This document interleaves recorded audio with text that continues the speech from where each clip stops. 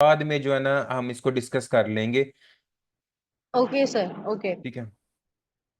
अच्छा जी, अब हमने अपने आइडियाज को वैलिडेट तक हम आ गए कि हमने अपने आइडियाज को वैलिडेट कर लिया। अब आपने जो एग्जैक्टली अपने इस सारे काम के ऊपर अब आपने स्टार्टअप लेना है ना, अपने एक्चुअल आपने वो करना है, अपने बिजनेस को प्रैक्टिकल लेके जाना, क्योंकि अब टाइम है आपकी एक्चुअल हैवी इन्वेस्टमेंट का।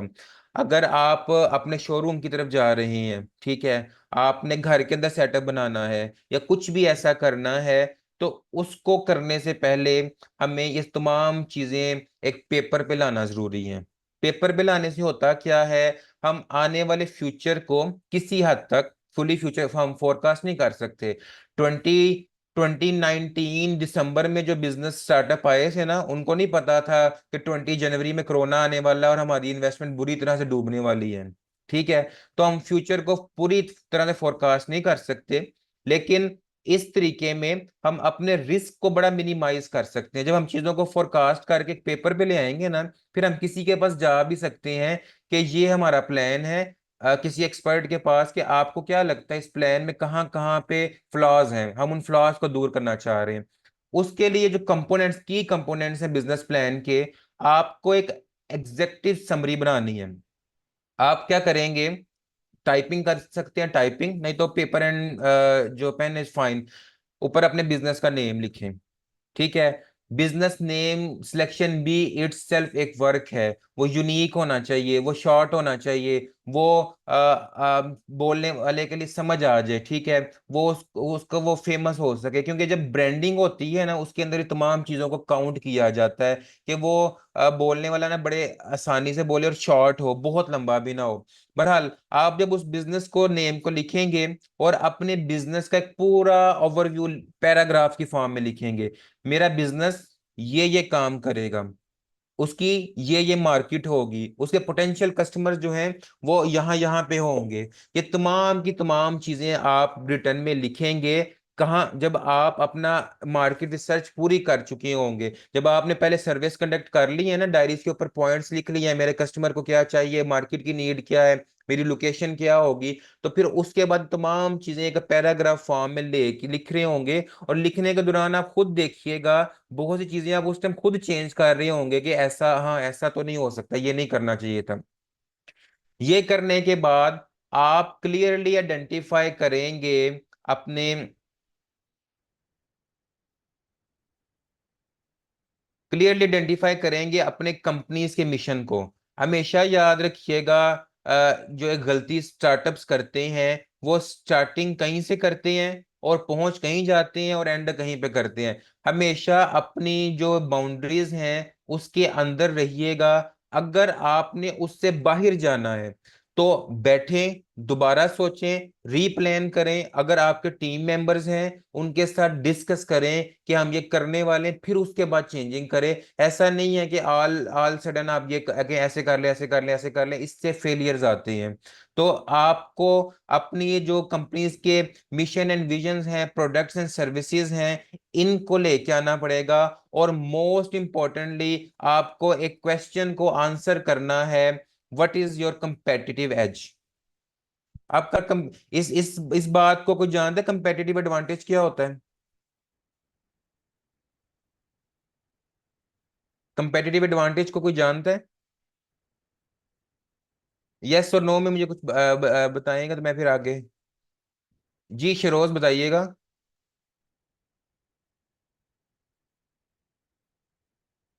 अच्छा नहीं, मैं आपको कंपेटिटिव हैज हम उस आपकी एक बिजनेस की करेक्टरिस्टिक्स को कहते हैं जो किसी और के पास नहीं है। ठीक है। वो सिर्फ आपकी है और आप बेसिकली उसी करेक्टरिस्टिक के ऊपर सरवाइव कर रहे होते हैं। आप किसी एक प्रोडक्ट का नाम ले लें। ठीक है।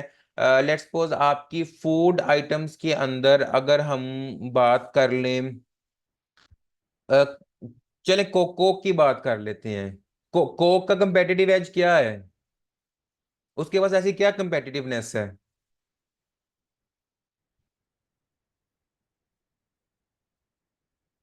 कोई आइडिया? उनजा, इजना, कोई इनमें जो बच्चे अट्रैक्टिव थे या?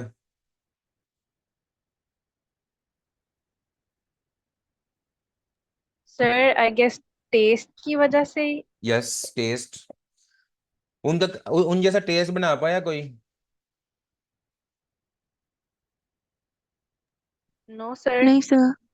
तो अब अपने जो आप हम बात कर रहे हैं ना, आपका कंपेटिटिव एज जरूरी टेस्ट हो, आपका डिजाइन हो सकता है, ठीक है, आपका उस चीज को सेल करने की प्रेजेंटेशन हो सकती है।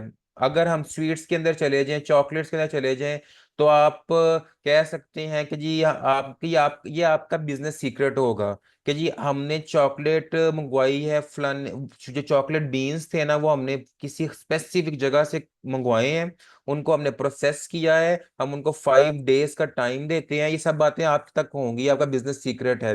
5 डेज का उन्हें टाइम देते हैं इस एनवायरनमेंट के अंदर, उसके बाद उसको लो हीट के ऊपर ग्राइंड करते हैं और ये सारा करते हैं, उसके बाद ये यूनिक टेस्ट निकलता है। This is your competitive advantage.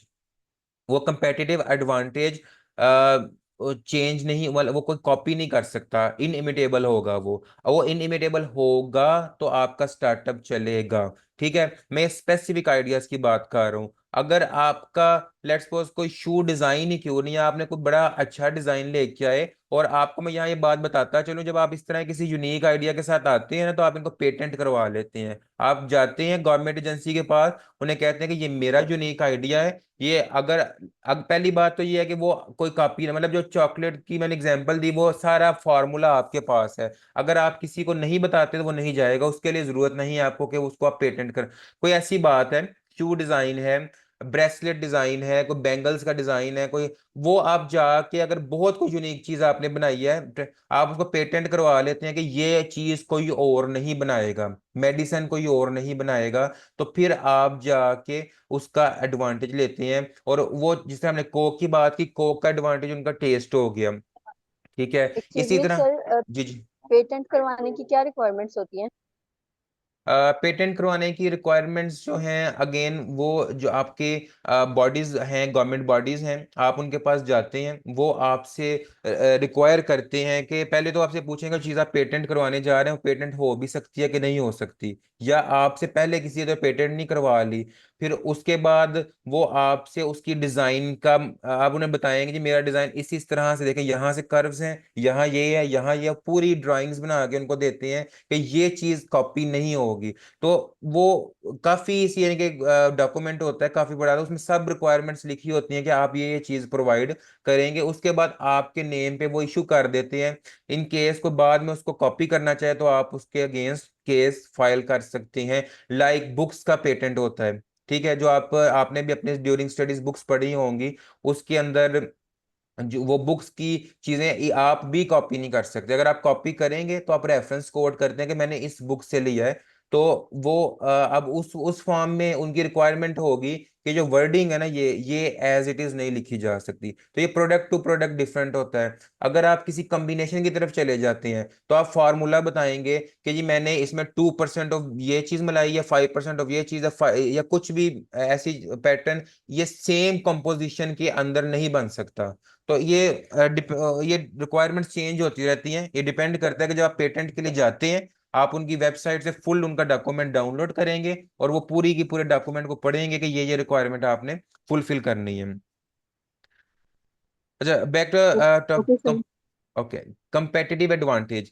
तो ये बड़ा इंपॉर्टेंट है, अगर आपके पास कंपेटिटिव एडवांटेज नहीं है, ठीक है, लेट्स सपोज अगर मैं आपको कहूं ये एक पेन है, इसके अंदर कोई कंपेटिटिव एडवांटेज नहीं है, ठीक है, आप पेन आप भी बना रहे हैं, पेन दूसरा भी बना रहे हैं, ठीक है, अब आप अपनी टेक्नोलॉजी की हेल्प से, आप अपने वेंडर की हेल्प से कोई चीज इंपोर्ट करके कोई स्पेशल तरह की इंक मंगवा के कुछ भी ऐसा करें जो दूसरा ना कर सकता हो, फिर आप कह सकते हैं कि ये मेरा कंपेटिटिव एज है, ठीक है। अदरवाइज आप किसी को पेन बनाने से रोक नहीं सकते, ठीक है। अब अगर हम इस कंपनी की बात करें, तो इस कंपनी को सब जानते हैं, पियानो जी, अहमद, मैं 1 मिनट आपका क्वेश्चन लेता हूँ। पियानो, इसने अपना इसका इसका इट्स सेल्फ नेम एक ऐसा है कि लोग कहते हैं जी हमें पियानो का पेन दें, ये अच्छा लिखता है, इसकी इंक अच्छी होती है, और जो जो भी इनका है, वो चीजें इन्होंने क्रिएट की हैं। तो आपको अपनी प्रोडक्ट की कुछ ना कुछ यूनिकनेस शो करनी पड़ेगी।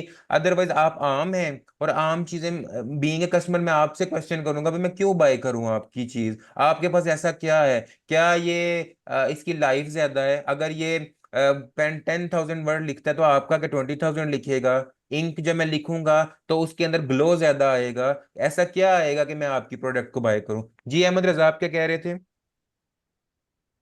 अ, जैसे आपने कहा कि सर हम बाहर से सर इनके बोर्ड कराएं सर, हम्म। तो सर उस कॉस्ट से इंक्रीज नहीं हो जाएगी सर? जैसे अगर दूसरे पेन से सस्ता मिल रहा है सर, और सर हमारा जो पेन है सर वो लाइक डबल प्राइस पे है सर।